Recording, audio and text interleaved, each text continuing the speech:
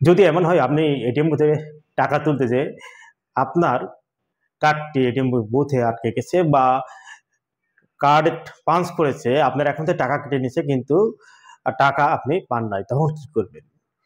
তো এই ধরনের প্রশ্ন অনেকে আমাকে করে থাকে এবং হরহামেশাই আমার কাছে অনেকে পরামর্শ আছে। তো প্রথমেই আপনার যে করণীয়, এই আপনার যে কার্ডটি আটকে গেছে বা আপনি টাকা পান নাই, নিকটে এই বুথের যে দায়িত্বরত গার্ড থাকে তাকে জানানো। আপনি চাইলে ওইখানে একটি রেজিস্টার আছে, সেই রেজিস্টারেও আপনি এটাকে নোট করে রাখতে পারেন। তারপরে করণীয়, আপনার কার্ডটি যদি ওই ব্যাংকেরই হয়ে থাকে তবে আপনি কিন্তু ওই ব্যাংকের বুথ থেকে কার্ডটি ফেরত পাবেন। আর যদি না হয়ে থাকে তাহলে আপনি ওই কার্ডটি আর ফেরত পাবেন না, কারণ ওই কার্ডটি ওই ব্যাংক অন্য ব্যাংকের কার্ড পেলেই এই কার্ড জব্দ করে সেটা রেজিস্টার করে দেয়। তাহলে কি করতে হবে? আপনি আপনার ব্যাংকে অবহিত করতে হবে যে আমার কার্ডটি অমুক ব্যাংকের বুথে আটকে গেছে, এখন আমাকে নতুন করে কার্ড দেওয়া হোক।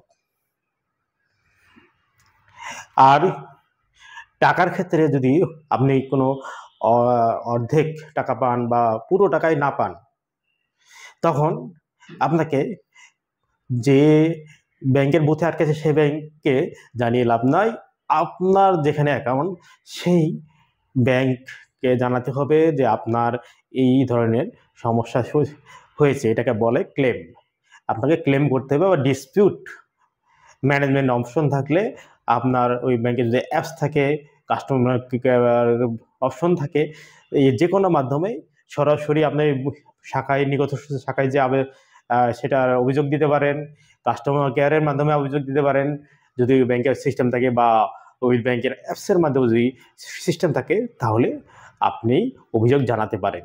এবং এই ক্লেমটি সাকসেসফুলি রিটার্ন পেতে আপনার 2 সপ্তাহ ন্যূনতম অপেক্ষা করতে হবে এবং বা তারও বেশি হতে পারে, কারণ এটা এই ক্লেমটা দায় এন্ট্রি হয়ে বাংলাদেশ ব্যাংকে, বাংলাদেশ ব্যাংক থেকে ওই ব্যাংকে যাবে, ওই ব্যাংক থেকে সেটা তদন্ত সাপেক্ষে ক্লিয়ারেন্স পাওয়ার পরে আপনার অ্যাকাউন্টে টাকা ফেরত আসবে।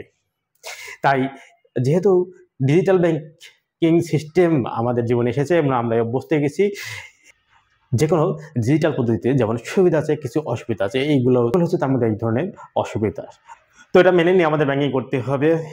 ভিডিওটি ভালো লাগলে সবাই লাইক কমেন্ট শেয়ার করবেন।